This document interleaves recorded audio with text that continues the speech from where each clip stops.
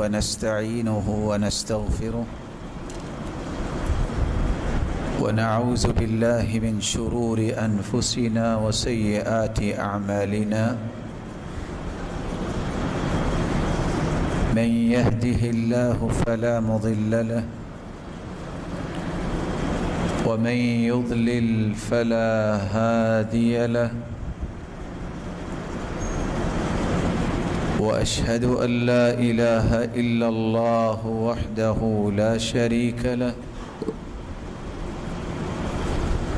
وأن محمدًا عبده ورسوله يا أيها الذين آمنوا اتقوا الله حق تقاته ولا تموتن إلا وأنتم مسلمون يا أيها الناس اتقوا ربكم الذي خلقكم من نفس واحدة وخلق منها زوجها وبث منهما رجالا كثيرا ونساء واتقوا الله الذي تساءلون به والأرحام إن الله كان عليكم رقيبا يا أيها الذين آمنوا اتقوا الله حق تقاته ولا تموتن إلا وأنتم مسلمون يا أيها الذين آمنوا اتقوا الله وقولوا قولا سديدا يصلح لكم أعمالكم ويغفر لكم ذنوبكم ومن يطع الله ورسوله فقد فاز فوزا عظيما أما بعد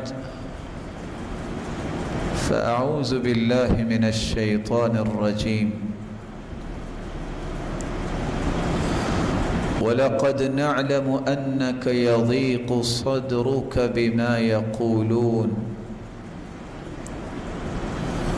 فَسَبِّحْ بِحَمْدِ رَبِّكَ وَكُن مِّنَ السَّاجِدِينَ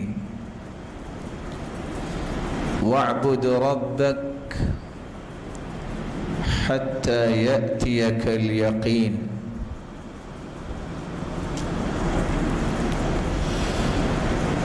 اللہ ذوالجلال ہم سب کے خالق و مالک ہیں، وہی رازق اور قادر مطلق ہیں، وہی اکیلی ذات ہے جس پر توکل کرنا، بھروسہ کرنا اور اعتماد کرنا بنتا ہے۔ اس کے سوا کوئی ذات ہے ہی نہیں کہ جس پر انسان توکل اور بھروسہ اور اعتماد و یقین کرے اور وہ ہستی اس کے اعتماد اور یقین کو پورا کرے۔ اللہ ذوالجلال نے اپنے پیغمبر کو ایک خوبصورت زندگی بنانے کا اصول سمجھایا ہے اور اپنے پیغمبر کے ذریعے اپنی مخلوق کو سمجھایا ہے، اور وہ اصول یہ ہے،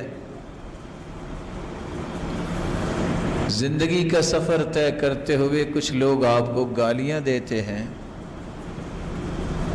کچھ آپ کو تکلیفیں دیتے ہیں، اس کی آواز اونچی ہو سکتی ہے۔ کچھ لوگ تانے دے کے پریشان کرتے ہیں، فرمایا وَلَقَدْ نَعْلَمُ أَنَّكَ يَضِيقُ صَدْرُكَ بِمَا يَقُولُونَ، میرے محبوب ہم جانتے ہیں کہ لوگوں کی باتوں کی وجہ سے آپ کو تنگی محسوس ہوتی ہے،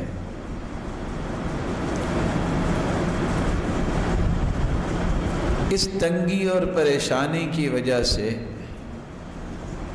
اگر کوئی دکھ آپ کو پہنچتا ہے تو اس کو زائل کرنے کا طریقہ کیا ہے؟ فَسَبِّحْ بِحَمْدِ رَبِّكَ، تم اپنے رب کی پاکیزگی کو بیان کرو، اللہ ذوالجلال ان تمام طعنوں سے تمہیں پاک کر دیں گے۔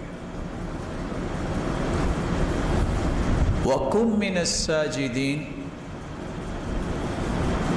تم اللہ کے سامنے سجدہ ریز ہو جاؤ، لوگوں کے سامنے نہیں، لوگوں کے رب کے سامنے تم سجدہ ریز ہو جاؤ۔ جتنے لوگ ہیں ان کے دلوں میں محبت تیرا رب تیری پیدا کر دے۔ وَاعْبُدْ رَبَّكَ حَتَّى يَأْتِيَكَ الْيَقِينُ، جب تک رب کی طرف سے بلاوا نہیں آ جاتا، آپ کو فوکس کرنا ہے کہ میں نے عبادت میں کمی نہیں آنے دینی۔ کتنا یہ خوبصورت علاج ہے اور کتنا آسان علاج ہے۔ جو زبان اللہ کی جتنی پاکیزگی بیان کرتی ہے، اس شخص کے متعلق اللہ ذوالجلال لوگوں کے ذہن اتنے ہی صاف کر دیتے ہیں۔ اور حدیث میں آتا ہے اقرب ما یکون العبد من ربہ وہو ساجد، سب سے قریب اللہ کے انسان اس وقت ہوتا ہے جب وہ سجدے میں ہوتا ہے۔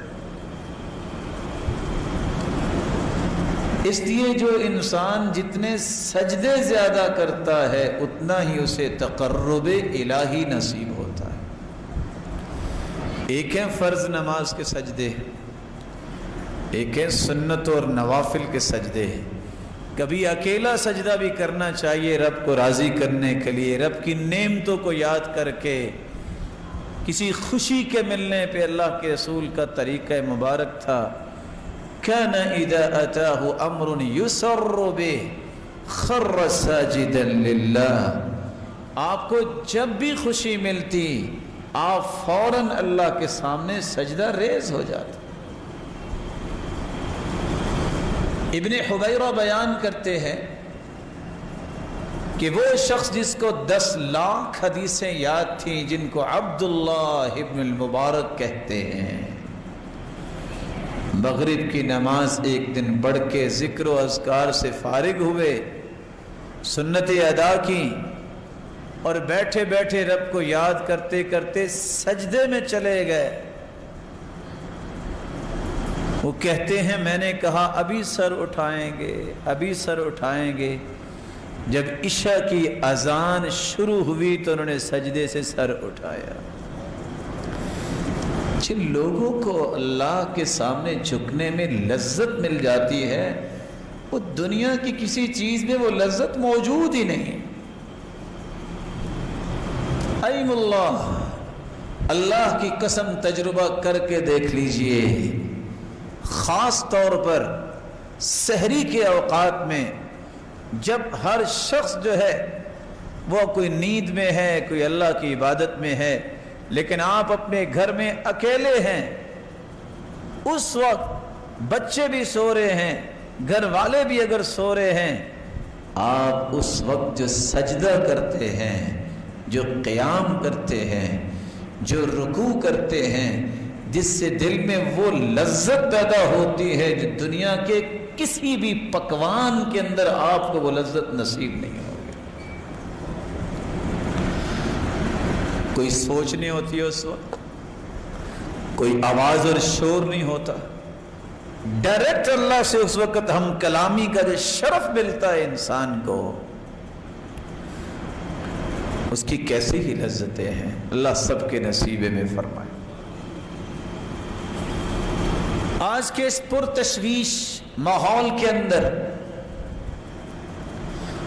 جس طرح ہم نماز کی پابندی کرتے ہیں، عبادات میں سے ایک عبادت یہ بھی ہے جس کو دنیا بھول گئی، جس عبادت کو توکل کہتے ہیں، اللہ پر یقین کہتے ہیں، اللہ پر اعتماد کہتے ہیں، اللہ پہ بھروسہ کرنا کہتے ہیں، یہ بھی عبادت ہے۔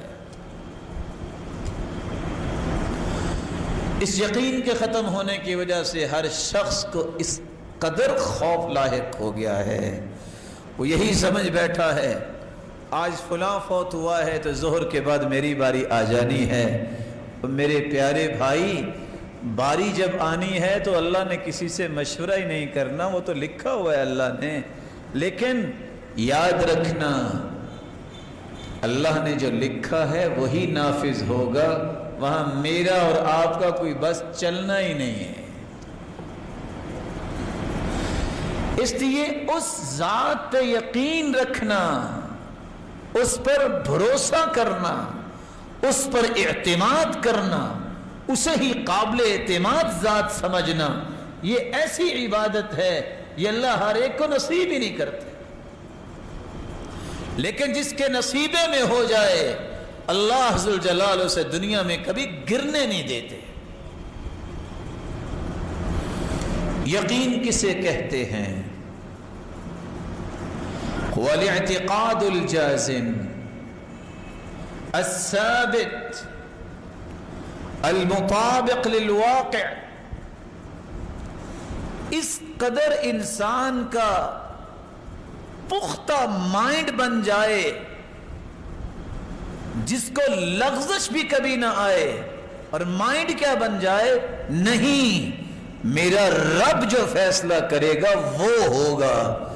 اس بات پہ پختگی سے ڈٹ جائے، جم جائے، بڑی سے بڑی بات مصیبت پریشانی آ جائے، وہ کہے نہیں یہ مصیبت ہے، میرا رب تو پوری کائنات کا خالق ہے، وہ سب سے بڑا ہے، اس کے سامنے اس کی حیثیت ہی کوئی نہیں۔ اور آپ کے علم میں ہونا چاہیے کہ وہ کتنا بڑا بادشاہ ہے، اس کی بادشاہت پہ میں صرف ایک جھلک پیش کرتا ہوں۔ اللہ کا جو یہ کائنات کا جو نظام، اس پہ ذرا نظر اٹھائیے آسمان کی طرف، نظریں ذلیل ہو کے تھک ہار کے نیچے آ جائیں گی، لیکن آسمان میں کوئی خلل نظر نہیں آتا۔ اتنا بڑا آسمان، اتنی بڑی دنیا، جہاں بھی جاؤ اللہ کی مخلوق ہے، اللہ سب کی سنتا ہے، سب کو عطائیں بھی کرتا ہے۔ اور اللہ کا جو عرش 8 فرشتوں نے اٹھایا ہوا ہے، ایک ایک فرشتہ کتنا بڑا ہوگا، اور ٹریلین فرشتے اللہ نے نور سے پیدا کیے ہوئے ہیں۔ 4 انگلیاں آسمانوں میں خالی نہیں، کہیں فرشتے رکوع میں ہیں، کہیں قیام میں ہیں، کہیں سجدے میں ہیں، اور 70,000 فرشتے روزانہ اس اللہ کے گھر کا طواف کرتے ہیں جو آسمانوں میں ہے، بیت المعمور۔ جس نے ایک مرتبہ طواف کیا ہے قیامت تک دوبارہ اس کی باری نہیں آئے گی۔ اور حدیث کے الفاظ ہیں جو حملۃ العرش ہیں، ایسے فرشتے جنہوں نے جنہوں نے اللہ کا عرش اٹھایا ہوا ہے، ان کے کندھے اور کان تک کا یہ فاصلہ مسیرۃ 700 عام، 700 سال تک اگر سفر کیا جائے، جتنا سفر بنتا ہے وہ اس فرشتے کے کندھے سے کان تک کا سفر ہے، جیسا کہ رسول اللہ صلی اللہ علیہ وسلم فرماتے۔ اگر یہ سفر اتنا ہے تو فرشتہ کتنا بڑا ہوگا۔ وسع کرسیہ السماوات والارض، کرسی نے 7 زمینیں 7 آسمانوں کو گھیرا ہوا ہے، اور کرسی عرش کے مقابلے میں اتنی ہے جیسے راوی کہتے ہیں کل خاتم فی الفلا، کھلے میدان میں اگر ایک انگوٹھی رکھ دی جائے تو عرش کے مقابلے میں کرسی اتنی ہے، اور اس کرسی نے 14 کے 14 طبق جو اپنے گھیرے میں لیے ہوئے ہیں۔ اگر کرسی اور عرش اتنا ہے اور فرشتوں کی بات سنی تو میرا اور تمہارا رب اور خالق کتنا بڑا ہوگا۔ پھر اس کے انعامات کتنے بڑے ہوں گے۔ جب یہ یقین ہو جائے کہ ہر ناممکن میرے اور آپ کے نزدیک ہے، اللہ ناممکن کو ممکن بنانے والا ہے، کیونکہ ساری بادشاہی تو اسی کے ہاتھ میں ہے، وہ تو اسی کے ہاتھ میں ہے۔ وہ چاہے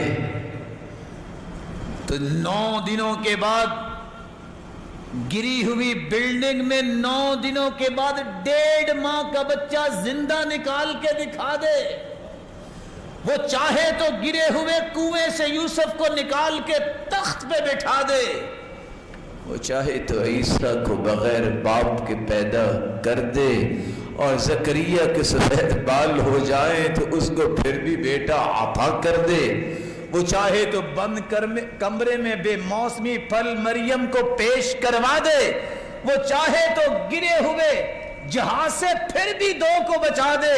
یہ ساری نشانیاں ہیں، وہ کیا نہیں کر سکتا۔ پھر انسان اس رب پہ یقین نہ کرے۔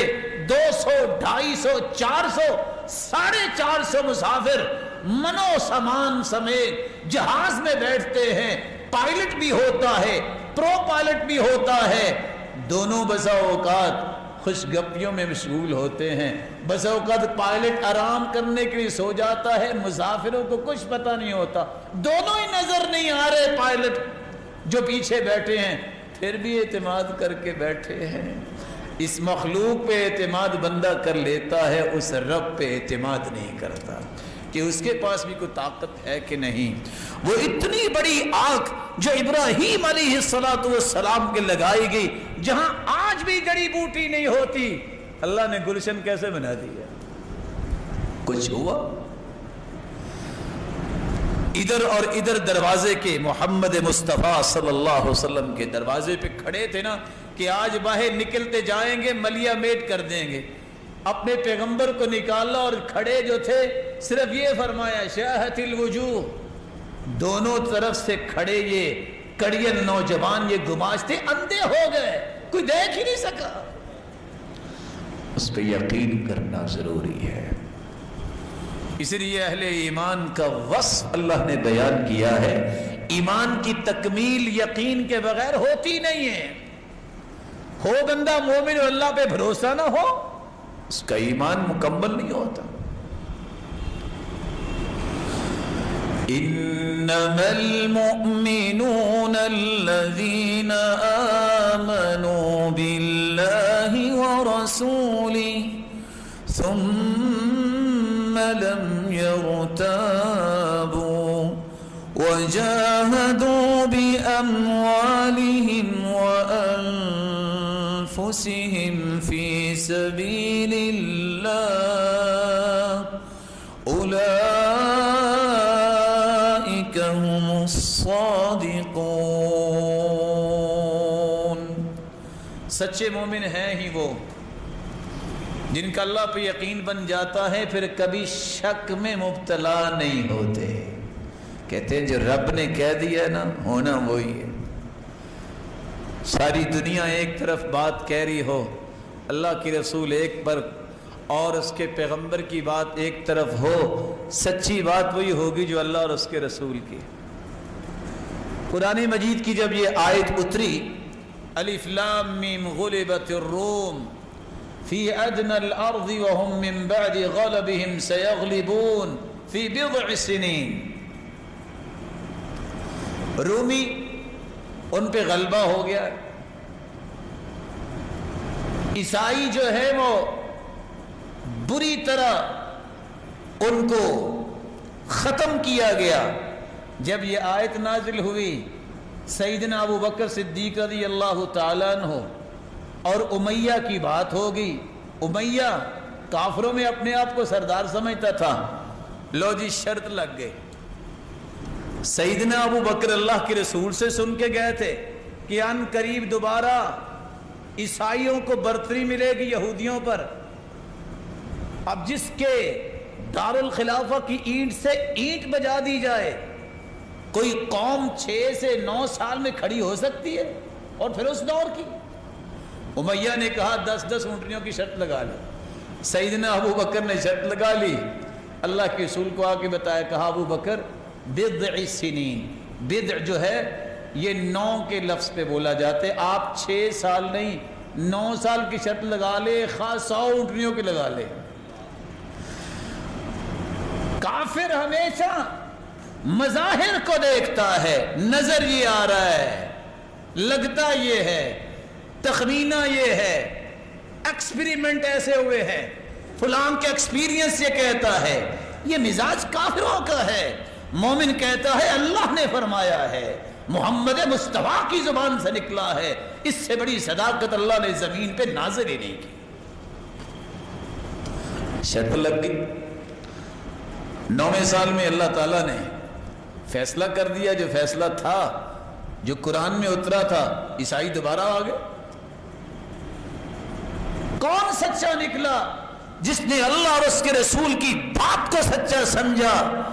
یہی یقین ہے کہ دنیا جہان کے تجربات فیل ہو سکتے ہیں، اللہ اور اس کے رسول کی بات کبھی جھوٹی نہیں ہو سکتی. اللہ ذو الجلال نے اس لیے اپنے پیغمبر کے ذریعے یہ بات سمجھائی تھی. عبداللہ بن مسعود بیان کرتے ہیں، الیقین الایمان کلو، یقین صرف سچے مومن ہونے کی نشانی نہیں، یہ پورا ایمان ہے. یہ پورا ایمان ہے جس کو نصیب ہو جائے. اور ابو بکر الوراق کہا کرتے تھے، الیقین ملاک القلب وبہ کمال الایمان. بندے کے دل میں اگر یقین بادشاہ بن جائے تو اس جیسا پختہ ایمان کسی اور کا ہوتا ہی نہیں ہے. اس لیے تو اللہ تعالیٰ نے 3 درجے بیان کیے ہیں. زبان سے اگر اللہ رسول کو مانے اس کو مسلمان کہتے ہیں. دل کی اتھا گہرائیوں میں یہ محبت چلی جائے اسلام کی، اس کو ایمان کہتے ہیں. اور سب سے خوبصورت ایمان اس کو احسان کہتے ہیں. ایکسیلنس کے درجے پہ جا کے عبادت کرنے والا، زندگی گزارنے والا، اس کو محسن کہتے ہیں، احسانی کیفیت. اور اللہ ذو الجلال فرماتے ہیں احسان کی کیفیت ان لوگوں میں پیدا ہوتی ہے جن کے اندر یقین آ جاتا ہے. هدى ورحمة للمحسنين الذين يقيمون الصلاة ويؤتون الزكاة وهم بالآخرة هم يوقنون. یہ قرآن ہدایت کا پیغام ہے. یہ رحمت بنتا ہے ان کے لیے جو احسان کی کیفیت میں زندگی گزارتے ہیں. اور ان محسنین کی نشانی ہے نہ انہوں نے کبھی نماز میں سستی کی ہے، نہ کبھی زکوٰۃ میں منہ بنایا ہے، خوشی سے زکوٰۃ دیتے ہیں اور ان کا اللہ پہ یقین ہوتا ہے. اللہ ذو الجلال نے ان کے لیے ایک اور فضیلت بیان کروا دی ہے اپنے پیغمبر کے ذریعے. سیدنا ابو ہریرہ روایت کرتے ہیں، افضل الاعمال عند اللہ ایمان لا شک فیہ. سب سے افضل ایمان اس انسان کا ہے جس کے اندر یقین ہے، اسے کبھی شک نہیں آیا. اس سے بڑا ایمان اور افضل ایمان کسی کا ہے ہی نہیں. ذنون مصری اس لیے کہا کرتے تھے جس کو یہ یقین نصیب ہو جاتا ہے اس کی لمبی خواہشیں ختم ہو جاتی ہیں. وہ کہتا ہے جب وقت آئے گا میرا رب فیصلہ کر دے گا. کیا اس وقت میرا رب نہیں ہوگا؟ میں پریشان ہو رہا ہوں. لمبی امید جب وہ ختم کرتا ہے تو انسان کو اللہ زاہد بنا دیتے ہیں. زہد آ جاتا ہے تو اللہ اس کی زبان پہ حکمت و دانائی کو جاری کر دیتے. حکمت و دانائی جب آ جاتی ہے تو اس کی آخرت پہ نظر ہوتی ہے، نتائج پہ نظر ہوتی ہے، اس کے اعمال خود بخود درست ہو جاتے ہیں۔ رسول اللہ صلی اللہ علیہ وآلہ وسلم پر قرآن نازل ہوا۔ آج دنیا میں وہی لوگ ایمان میں لیڈر ہے، ایمانی لیڈرشپ نصیب ہی ان کو ہوتی ہے جن کے اندر دو وصف آتے ہیں، برداشت اور یقین۔ جس بندے کے اندر برداشت کا مادہ نہیں ہے اور اللہ کی ذات پہ یقین نہیں ہے، وہ کبھی لیڈر نہیں بن سکتا۔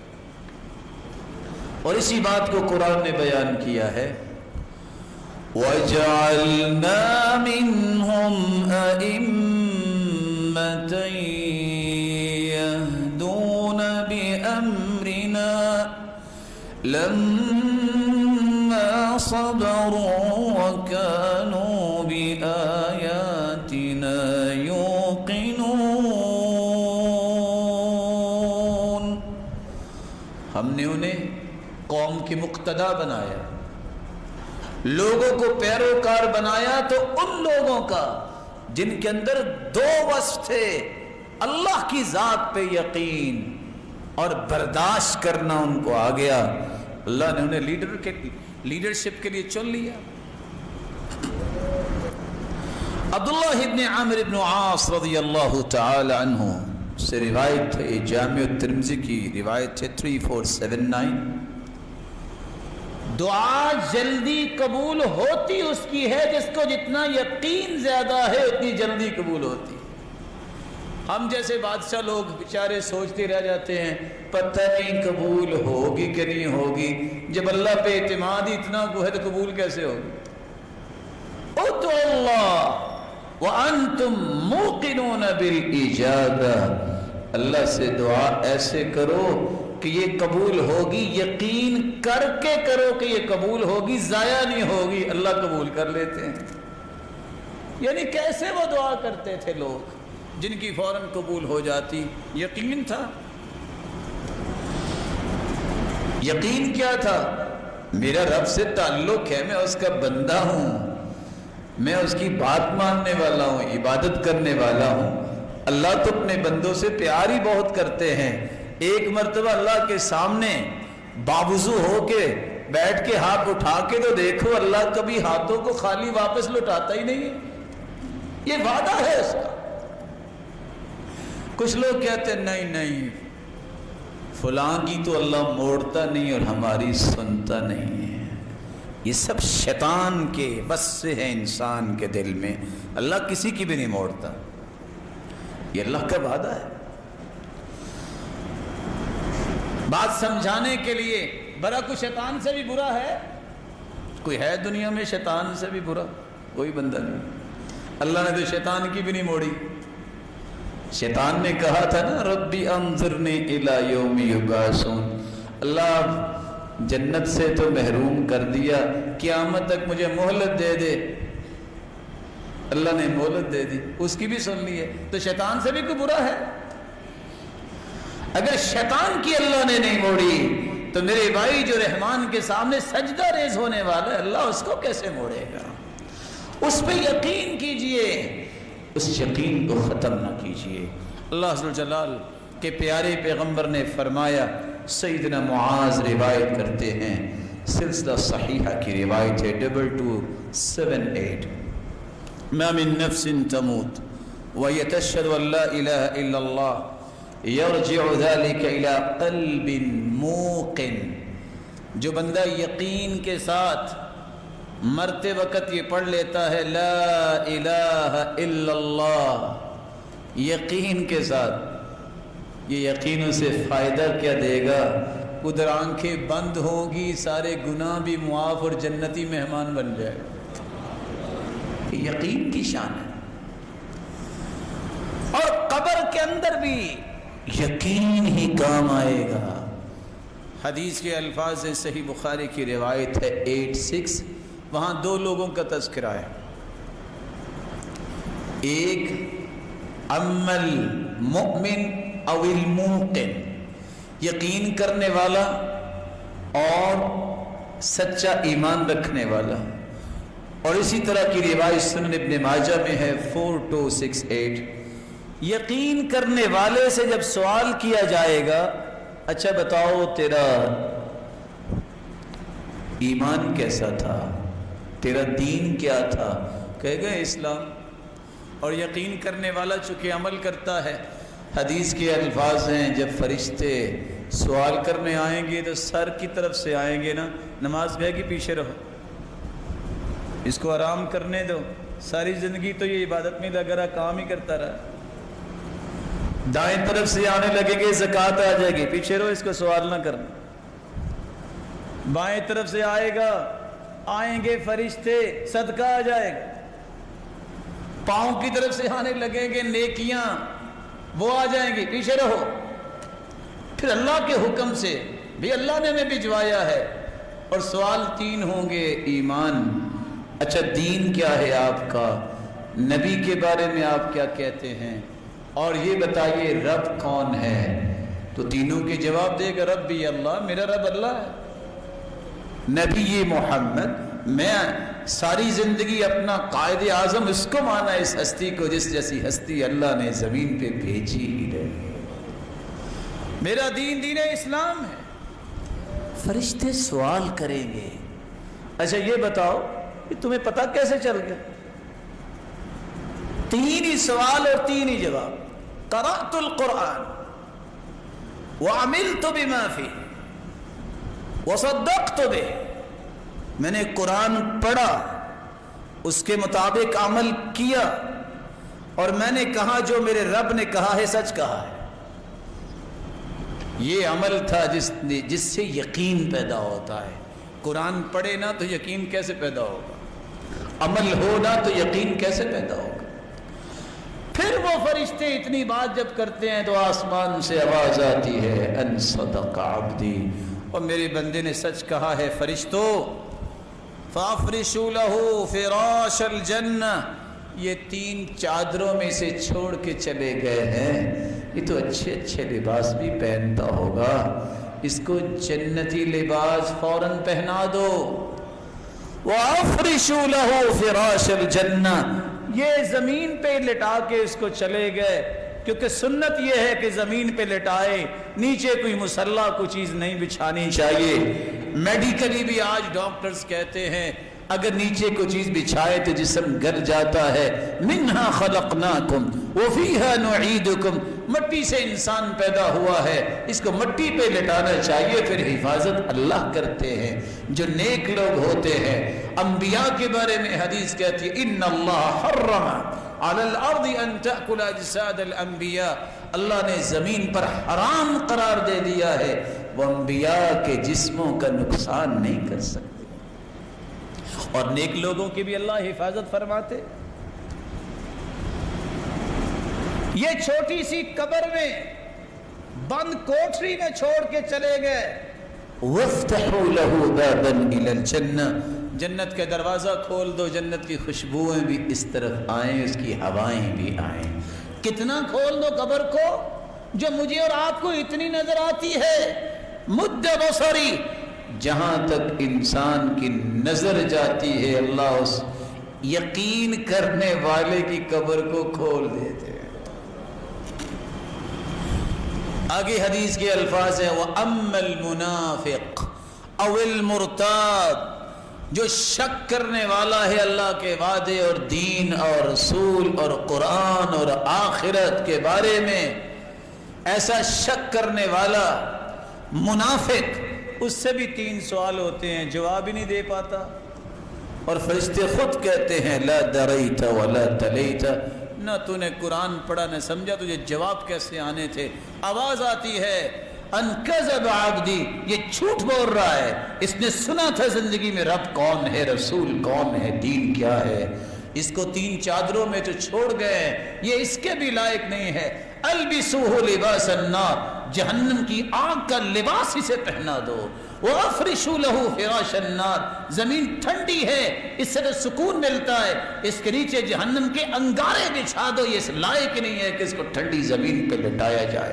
فَيُضَيَّقُ عَلَيْهِ قَبْرُهُ, اور اس کی قبر کو بھی اس طرح ملا دیا جاتا ہے، کس طرح تنگ کر دی جاتی ہے، حتی تختلف اضلاعہ، اس کی ہڈیاں ایک دوسرے کے اندر چلی جاتی. اللہ عز و جلال ہمیں محفوظ فرمائے اور اپنی ذات پہ یقین نصیب فرمائے.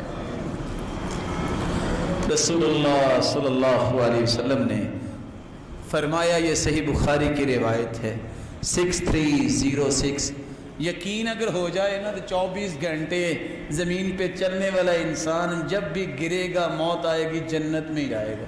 24 گھنٹے کی ضمانت ملتی ہے یقین کی وجہ سے. ضمانت کیسی ہے اور کیا ہے؟ صحیح بخاری کی روایت ہے، جو بندہ یقین کر کے یہ کلمات صبح پڑھ لے. کون سے کلمات؟ جس کو سید الاستغفار کہتے ہیں.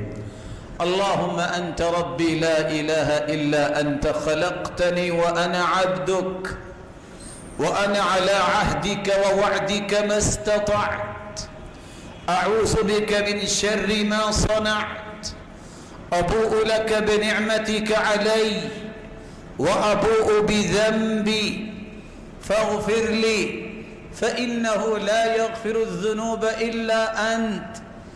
اتنے کلمات یقین کر کے کوئی پڑھ لے صبح، فمات قبل ان یمسی، شام ہونے سے پہلے پہلے موت آ جائے، وہو من اہل الجنہ، یہ جنتی ہوگا. شام کو پڑھ لے، فمات قبل ان یصبح، صبح ہونے سے پہلے فوت ہو جائے، فہو من اہل الجنہ، یہ جنتی ہے. صحیح بخاری سے بڑھ کے قرآن مجید کے بعد کوئی اوتھینٹک کتاب دنیا میں آج تک نہیں آئی.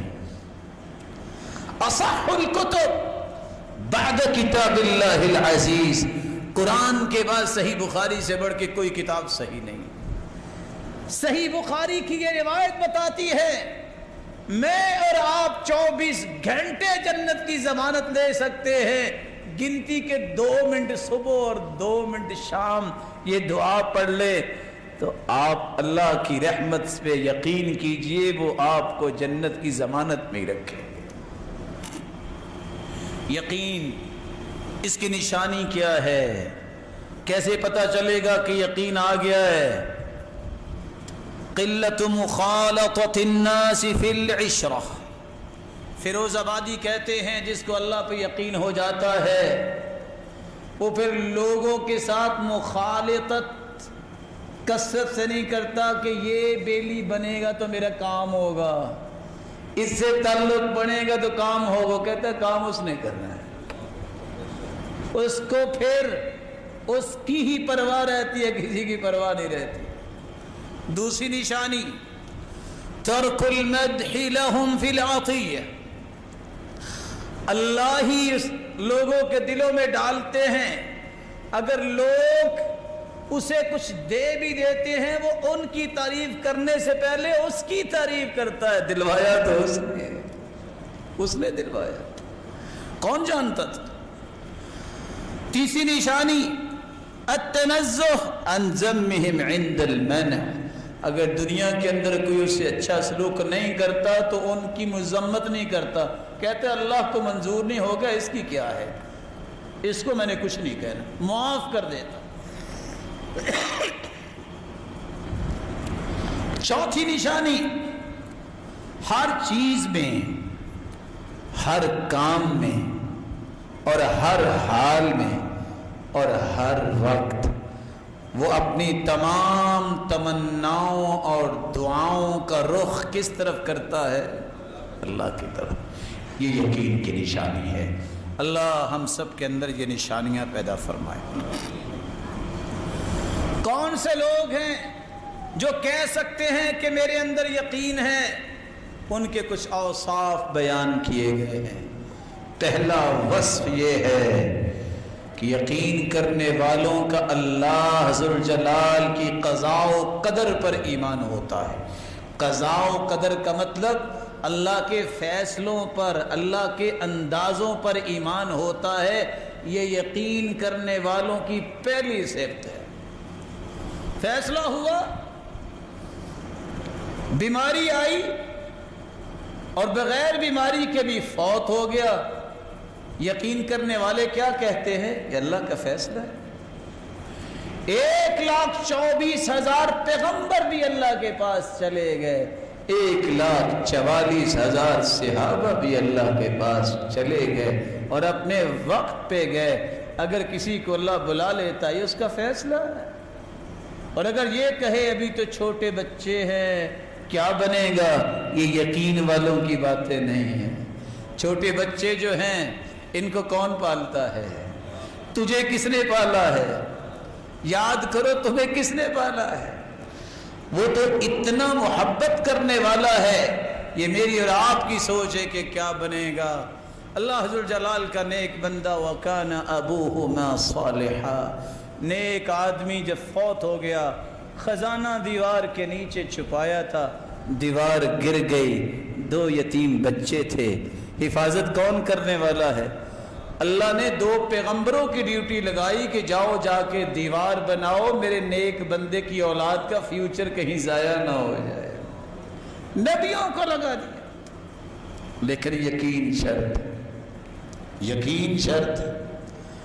جب ایک شخص سے کہا کہ کوئی نصیحت کرو، کہا نصیحت وہ کروں جو سنی ہوئی ہے کہ دیکھی ہوئی ہے؟ کہتے ہیں جو دیکھی ہوئی ہے وہ نصیحت کرو۔ کہتے ہیں دیکھا میں نے یہ ہے، عمر بن عبدالعزیز جب فوت ہوئے تو اس کی وراثت میں 18 دینار تھے۔ کتنے؟ کفن دفن اور قبر میں خرچ ہو کے باقی بچے 11۔ کتنے؟ بیٹے بھی 11 تھے۔ 1 دینار بیٹوں کو ملا۔ کتنی وراثت ملی؟ 1 دینار۔ اس سے پہلے جو ایک شخص تھا اس کے بھی 11 بیٹے تھے، ہر بیٹے کو 1,00,000 دینار ملا وراثت میں۔ کہتا میں نے دیکھا جن کو لاکھ دینار ملا تھا انہوں نے حلال و حرام کی تمیز نہیں کی، ملا ان کو وراثت میں لاکھ دینار، لیکن وہ بازاروں میں کشکول لے کے مانگتے پھرتے دیکھے ہیں۔ اور عمر بن عبدالعزیز کے 11 بیٹے 1 دینار ان کو وراثت میں ملا، لیکن حلال تھا۔ وہ 100 گھوڑا آج بھی اللہ کی راہ میں پیش کرتے نظر آ رہے ہیں۔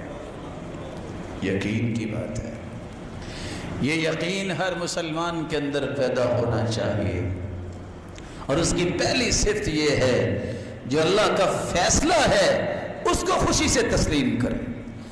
اللہ نے جو اندازہ لگایا ہے کہ اس بندے کو اتنا دینا ہے، اچھلو نہیں، مچلو نہیں، یہ کہو یہ اللہ نے دیا ہے، شاید میں اس کے بھی لائق تھا کہ نہیں لائق تھا۔ جب میں یہ کہتا نا مجھے یہ کیوں نہیں ملا، میں اللہ کے فیصلوں پہ اعتراض کرتا ہوں۔ اگر تیری قسمت میں اللہ نے رکھا ہوتا، دنیا کی کوئی طاقت رکاوٹ بن سکتی تھی؟ ذرا سوچو تو صحیح۔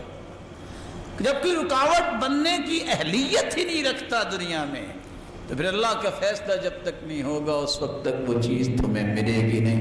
عمر بن خطاب رضی اللہ تعالیٰ عنہ کہتے تھے ساری دنیا کو پیغام دے دو، 2 آیتیں جس کو سمجھ آ جائیں زندگی کے آخری سانس تک کبھی ڈپریشن کا شکار نہیں ہوگا۔ 2 آیتیں صرف، کہا کون سی آیتیں؟ کہتے قد جعل اللہ لکل شیء قدرا، اللہ نے ہر چیز کا ایک اندازہ لگایا ہے، اتنا ہی ملنا ہے، اس سے زیادہ نہیں ملنا۔ لڑائی، پریشانی، ڈپریشن، ٹینشن کیوں ہوتی ہے؟ نہیں مجھے زیادہ چاہیے۔ اللہ کو زیادہ پتہ ہے کہ آپ کو زیادہ پتہ ہے کہ آپ کو کتنا چاہیے؟ اللہ کو زیادہ پتہ ہے۔ دوسری آیت، اللہ نے ہر چیز کا ایک وقت مقرر کیا، اس سے پہلے نہیں ملے گا۔ آپ کا کیا خیال ہے 5ویں جماعت کا رزلٹ سے پہلے آپ کا 10ویں جماعت کا رزلٹ آ جائے گا؟ جس بندے کو لکھنا نہیں آتا وہ اخباری رپورٹر بن سکتا ہے؟ نہیں بن سکتا۔ ایک وقت ہے، اس وقت سے پہلے نہیں ملے گا، یہ یقین کر لیجئے۔ جب یہ یقین آ جائے پھر پریشانی نہیں ہوتی. پھر کہنا یہ چاہیے جب وقت آئے گا اللہ ضرور دے گا. وہ زیادہ جانتا ہے کہ میری کیا ضرورت ہے، وہ زیادہ جانتا ہے. دوسری صفت اہل یقین وہ ہوتے ہیں جس کے بارے میں قرآن مجید نے بھی بیان کیا اور سلف صالحین نے بھی بیان کیا کہ اہل یقین اللہ رب العزت کے سوا کسی کو کائنات میں تصرف کرنے کے لائق سمجھتے ہی نہیں. حسن بصری سے کسی نے پوچھا آپ بھی انسان ہو، کھانا کھاتے ہو، آپ پہ کبھی پریشانی کے آثار نظر نہیں آئے؟ لوگ تو گھائل ہو جاتے ہیں. کہتے ہیں میں کیوں پریشان ہوں؟ علمت بأن رزقی لن یأخذہ غیری فاطمئن قلبی لہ. مجھے تو یقین ہے، شاید لوگوں کو نہیں ہوگا، جو میرا رزق ہے وہ میں نہیں کھانا ہے. دنیا کی کوئی طاقت ایک لقمہ مجھ سے نہیں چھین سکتی. میں مطمئن رہتا ہوں، کیوں پریشان ہوں؟ میرے رب نے لکھا ہے، میرے رب نے مجھے دینا ہے، ایک لقمہ بھی کوئی نہیں لے سکے گا. وعلمت بأن عملی لن یقوم به غیری فاشتغلت به. جو میرا کام ہے وہ میں نہیں کرنا ہے، اس لیے میں کبھی پریشان نہیں ہوتا، اپنے کام پہ لگا رہتا ہوں. لوگوں پہ میں توجہ نہیں رکھتا لوگ کیا کر رہے ہیں، ان کی اعمال ان کے ساتھ، میں اپنی ذمہ داریوں کو پورا کرتا ہوں. عبادت کو، دیگر جو شرعی کام ہے میں ان کو پورا کرنے میں لگا رہتا ہوں. یہ یقین جب تک نہ ہو کہ اللہ نے جو فیصلہ کرنا ہے وہ ہوگا، کسی اور کا فیصلہ نافذ نہیں ہوگا، نہ اس وقت تک یقین بنتا ہے، نہ اس وقت کے انسان کا ایمان مکمل ہوتا. تیسری صفت یقین کرنے والوں کی تیسری صفت یہ ہے کہ اللہ نے جو فیصلے کر رکھے ہیں، کائنات کو بنانے سے 50,000 سال پہلے اللہ نے تقدیریں لکھ دی ہیں، ویسے ہی ہونا ہے. اس پر ایمان جب تک نہیں ہے، یہ مجھے اور آپ کو بسا اوقات اچھا فیصلہ لگتا ہے، کبھی نہیں لگتا، یہ ہماری عقل کا قصور ہے. اللہ کا ہر فیصلہ اچھا ہی ہوتا ہے، میرے رب کا ہر فیصلہ درست ہی ہوتا ہے. جب تک وہ ان فیصلوں پہ یقین کر کے اللہ کے فیصلوں کو مقدم نہیں کرتا، اس کا ایمان پختہ ہی نہیں ہوتا. چوتھی صفت یقین کرنے والوں کی یہ ہے کہ وہ نفع نقصان کا مالک اس کو سمجھتا ہے. کس کو سمجھتا ہے؟ نفع کون دیتا ہے؟ نقصان بھی ہو تو اس نقصان کو بھی پورا کرنے والا کون ہے؟ اللہ ہے. رسول اللہ صلی اللہ علیہ وسلم پر قرآن نازل ہوا، وَإِن يَمْسَسْكَ اللَّهُ بِضُرٍّ فَلَا كَاشِفَ لَهُ إِلَّا هُوَ. اگر پوری کائنات کو جمع کیا جائے تو کیا محمد مصطفیٰ کا مقابلہ ہو سکتا ہے؟ جب سے کائنات بنی، آدم سے لے کے قیامت تک آنے والی انسانیت جمع ہو جائے تو محمد مصطفیٰ کی عظمت کو کوئی نہیں پہنچ سکتا. اللہ فرماتے ہیں میرے محبوب آپ کو بھی اگر تکلیف آئے تو اس کو دور کرنے والا کون ہے؟ وہ اللہ کی ذات. اللہ ذو الجلال یہ چاروں وصف ہمیں نصیب فرمائے. لیکن ان چاروں وصفوں کے ساتھ راز کی بات بتا کے میں بات کو ختم کیے دیتا ہوں. چار باتوں پہ یقین کر لے، دل سے خوف ویسے ہی ختم ہو جائے. یہ جو ہم کہتے ہیں نا بس موت آئے کہ نہیں آئی، نہ جانے کب آنی ہے. ہم سوچتے ہیں میں بیمار ہوں گا، اچانک لوگ ہاسپٹل لے کے جائیں گے، پھر ڈاکٹر کہیں گے کہ گھر لے جو اس کو جواب ہو گیا، پھر موت آئے گی. اچھا تو چلتے چلتے اللہ روح نہیں کھینچ سکتے؟ بولتے بولتے انسان کی زبان اللہ بند نہیں کر سکتے؟ یہ تخمینے اور یہ باتیں کہاں سے سوچتے ہیں آپ؟ چار باتوں پہ یقین کر لیجئے. سب سے پہلی بات میرے بھائی، انَّهُ لَن تَمُوتَ نَفْسٌ حَتَّى تَسْتَكْمِلَ رِزْقَهَا. صحیح الترغیب کی روایت ہے 1702. جو لقمہ جو پانی کا قطرہ میں اور آپ لکھوا کے آئے ہیں، ہماری پیدائش کے 5 ماہ پہلے یہ سب کچھ طے کر دیا گیا تھا۔ جب تک ہر جان اپنے خوراک کا آخری لقمہ اور آخری قطرہ کھا پی نہیں لے گی، اس کو موت نہیں آئے گی۔ یہ کون کہہ رہے ہیں؟ جس سے سچی زبان اللہ نے کسی کو عطا نہیں کی۔ دوسرا یقین کر لیجئے، جو وقت طے ہے نا، کبھی اس سے 1 سیکنڈ پہلے آپ کو موت نہیں آئے گی۔ فَإِذَا جَاءَ أَجَلُهُمْ فَلَا يَسْتَأْخِرُونَ سَاعَةً وَلَا يَسْتَقْدِمُونَ، ایک پل بھی پہلے آپ کو موت نہیں آئے گی، وقت مقرر پہ آئے گی۔ تیسرا یقین، اللہ ذوالجلال نے جگہ بھی مقرر کی ہے، اس کو کہاں موت آنی ہے، جگہ بھی مقرر ہے، اس کو کہاں موت آنی ہے۔ ساری زندگی خالد بن ولید میدانوں میں رہے اور وہ کہتے ہیں، خالد بن ولید، وَمَا فِي جَسَدِي شِبْرٌ إِلَّا وَفِيهِ ضَرْبَةٌ بِسَيْفٍ أَوْ رَمْيَةٌ بِسَهْمٍ، ایک بلشت اتنی جگہ بھی میرے جسم میں خالی نہیں جہاں تلوار اور تیر کا نشان نہ ہو۔ ساری زندگی لڑائیاں کی ہیں دین کو بلند کرنے کے لیے۔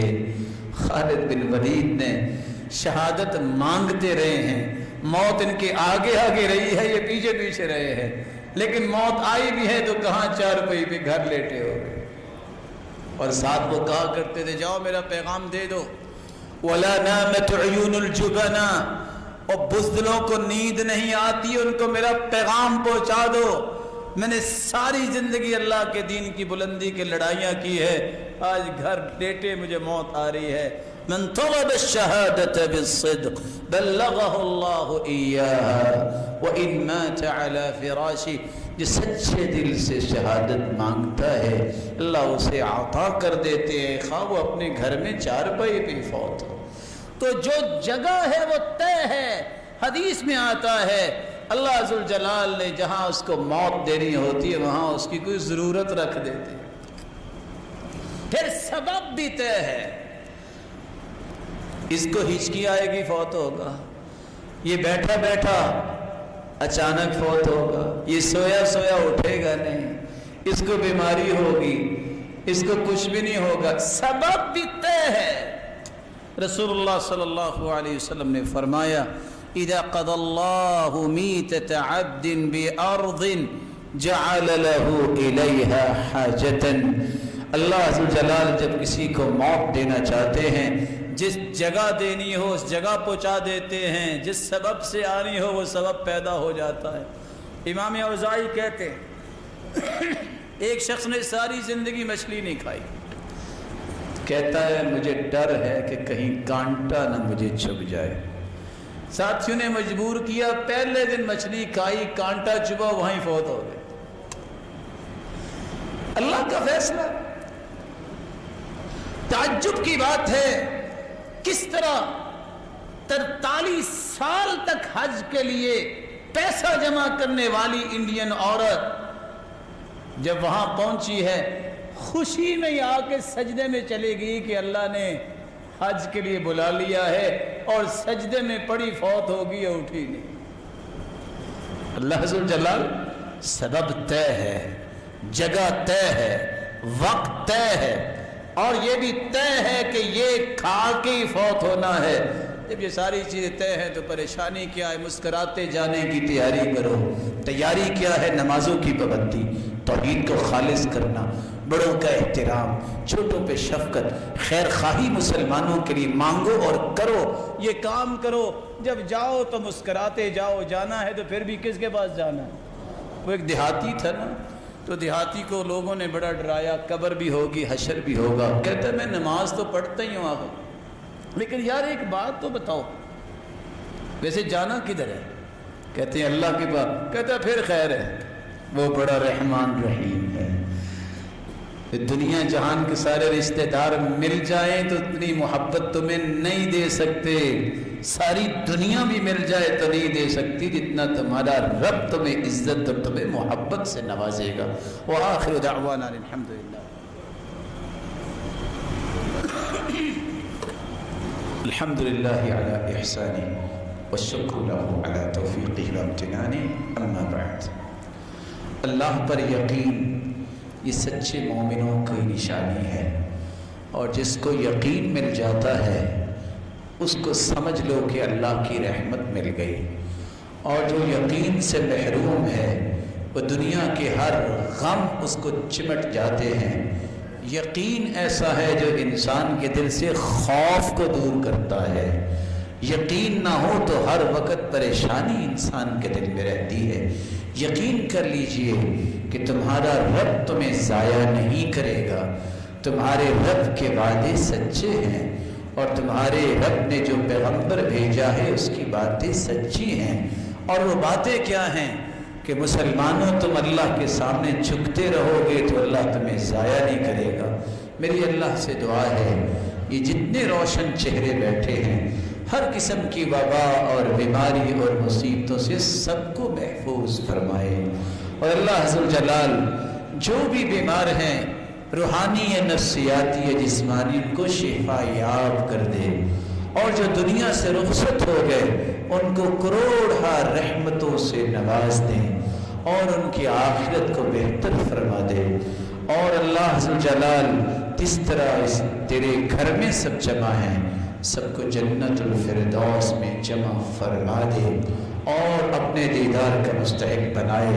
بہت ضروری بات، یقین کرنا یہ ایمان کی نشانی ہے، لیکن اس کا قطعاً یہ معنی نہ سمجھیے گا کہ اللہ کے رسول نے جو احتیاطات بتائی ہیں اس کو قبول کرنے میں ضد کرنے والا اللہ کو بہت ہی ناپسند ہے. سنت ہے کہ احتیاط کرو، فرق کیا پڑے گا؟ یہ بات بھی سمجھیے. یقین میرا یہ ہے کہ فیصلہ اللہ کا ہونا ہے. احتیاط میں اس لیے کروں گا کہ اللہ کے رسول نے بھی کی ہے. میں کچھ زیادہ متقی ہوں، میرا کو رب پہ زیادہ توکل ہے. کائنات کا سب سے بڑا یقین کرنے والے اور توکل کرنے والی ہستی محمد الرسول اللہ صلی اللہ علیہ وسلم بھی زرہ پہن کے میدان میں آئے ہیں. انہوں نے بھی کہا ہے اونٹنی کی ٹانگ باندھو پھر توکل کرنا. تو میں ان سے زیادہ متقی ہوں. اس لیے ڈاکٹرز اگر کوئی آپ کو احتیاط کی بات کہتے ہیں ضد نہ کیا کرو، بات مانا کرو. ذمہ دار کوئی بات کہتا ہے تو ہٹ درمی نہ کیا کرو، بات مان لیا کرو. یہ بھی سنت ہے کہ تمہارا کوئی ذمہ دار بات کرتا ہے اس کی بات کو سنو، مانو.